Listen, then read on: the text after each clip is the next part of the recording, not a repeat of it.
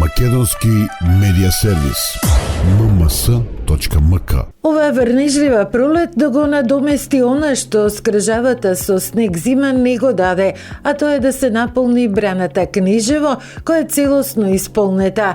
Еден период од мај браната беше на прилив, редок случај и по неколку години се случува за прв пат, што се следи под будното око на вработените во хидросистемот Летовица преку скада системот. Последните месеци се спроведе ревитализација на целокупниот систем, кој освен браната ги следи мрежата за водоснабдување со филтер станиците во Штип, Пробиштип и Свети Николе.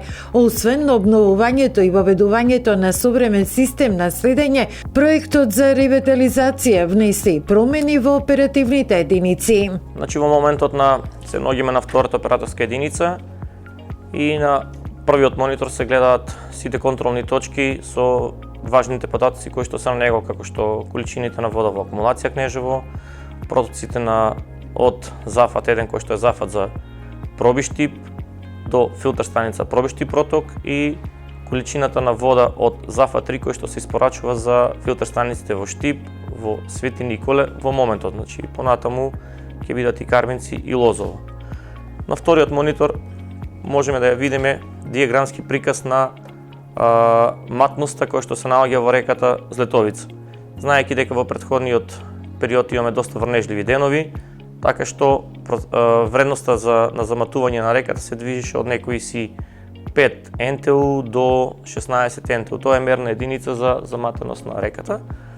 И на третиот монитор се гледа моменталниот проток кој што се испорачува од Зафат 1, тоа е црвената линија, кон Штип, кон филтер станица Штип, тоа е розовата линија и кон филтер станица Свети Николе, тоа е плавата линија. Во септември 2022 година беше подпишан договорот за надградба на системот за алармирање и системот за оскултација на јавното предпријатие Хидросистем Злетовица. Средствата се обезбедени од Министерството за земјоделство, шумарство и водостопанство, кој учествува со 60% и остатокот од Словеничкиот центар за меѓународна соработка и развој. Системот, поставен пред повеќе од една деценија, сега е обновен и технички надграден.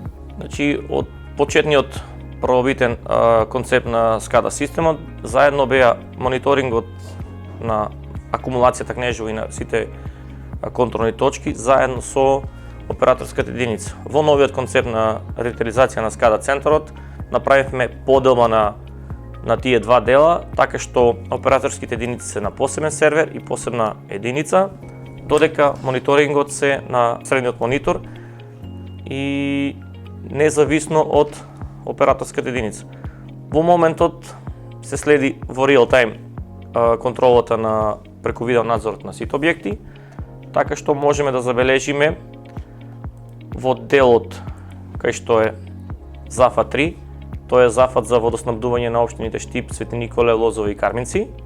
Друг дел е Зафатот за Пробиштип со моментална состојба и акумулацијата Кнежево со контролната точка и браната Кнежево. Тоа е овој дел и како последен дел е делот од темелен испуст, каде што се испушта водата од акумулацијата Кнежево. Со изградбата на скада системот опетен и делот за оскултација, витален систем со кој се следи состојбата со телото на браната и евентуалните поместувања. Оскултационата опрема која е инсталирана на брана, со сигнален кабел сите инструменти се поврзани во главен дата логер кој е поставен во контролна кукичка и од главниот дата логер преку компјутер ги отчитуваме сите податоци за оскултационата опрема. Од оскултациона опрема отчитуваме затворени и отворени пизиометри за наблюдување на водниот притисок, DSM системите за слегнувањето на браната, акцелографи и друго. Временските услови се следат преку поставениот систем на метеоролошката станица, која е со обновена апаратура.